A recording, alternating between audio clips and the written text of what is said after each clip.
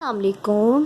I hope you will be fine. I'm starting first year biology and chapter is biological molecules. So our topic is biochemistry. तो biochemistry क्या है? Biochemistry biology की वो branch है जिसके अंदर हम जितने भी हमारी बॉडी के अंदर बायोकेमिकल बेस होती है, जैसे हमारी बॉडी में रिएक्शंस किस तरीके से परफॉर्म्स होते हैं, हमारी बॉडी में किस तरीके से सेल आपस में मिलकर मॉलिक्यूल्स को बनाते हैं, मॉलिक्यूल्स आगे जाकर जो है वो टिश्यूज़ जो है वो पूरे के पूरे ऑर्गेनिज्म को जनरेट करते हैं.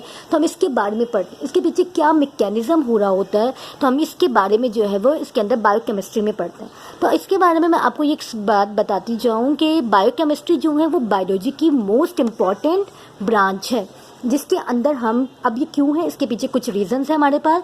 पहला रीज़न है कि ये हमें जो है वो बायोकेमिकल बेस ऑफ लाइफ के बारे में बताती है कि ये हमारी बॉडी के अंदर कौन से प्रोसेसेस जो हैं वो परफॉर्म हो रहे हैं और किस तरीके से लिविंग ऑर्गेनिज्म जो है वो अपनी उनकी बॉडी किस तरीके से बन रही है, कंस्ट्रक्ट हो रही है, किस तरीके से जो है वो कहते बॉडी का स्ट्रक्चर जो है किस तरीके से. हम आप सबको पता है कि हमारी जितनी भी इंफॉर्मेशन है सेल के न्यूक्लियस में स्टोर होती है.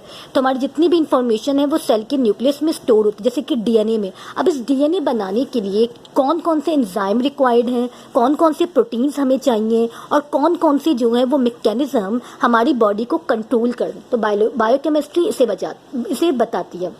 अगर मैं इन शॉर्ट करके पूछूं तो आपसे कि फर्स्ट पॉइंट हमें क्या एक्सप्लेन करता है.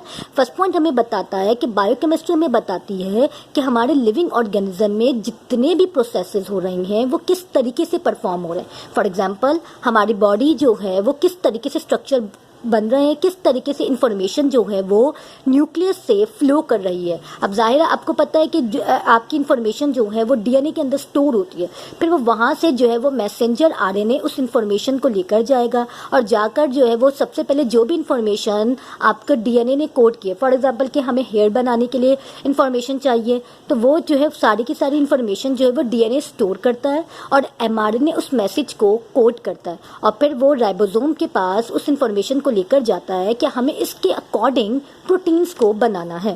फिर सेकंड हमारे पास पॉइंट है कि ये हमें बताता है, बायोकेमिस्ट्री में बताती है कि जाहिर आप सारे बॉडी के अंदर मैकेनिज्म नॉर्मल तो नहीं होंगे और कुछ हमारे पास मैकेनिज्म जो है वो एबनॉर्मल भी हो सकते हैं.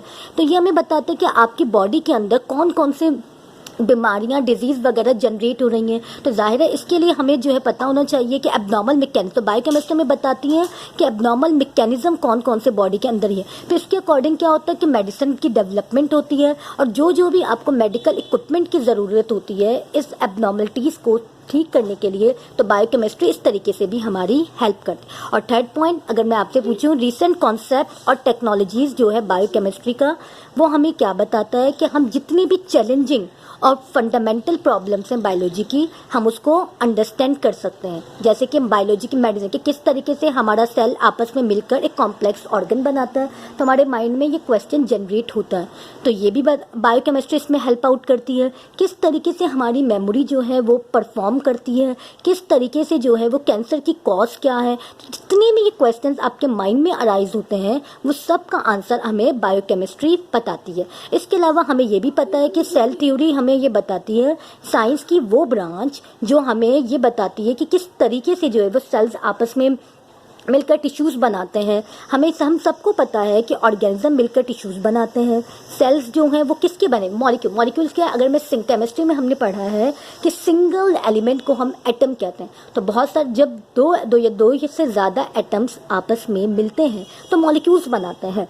तो ये सारी की सारी चीज़ों का आंसर हमें कौन देता है, बायोकेमिस्ट्री हमें प्रोवाइड करता है. होप आपको मेरी वीडियो अच्छी लगी होगी. अगर आपको मेरी वीडियो अच्छी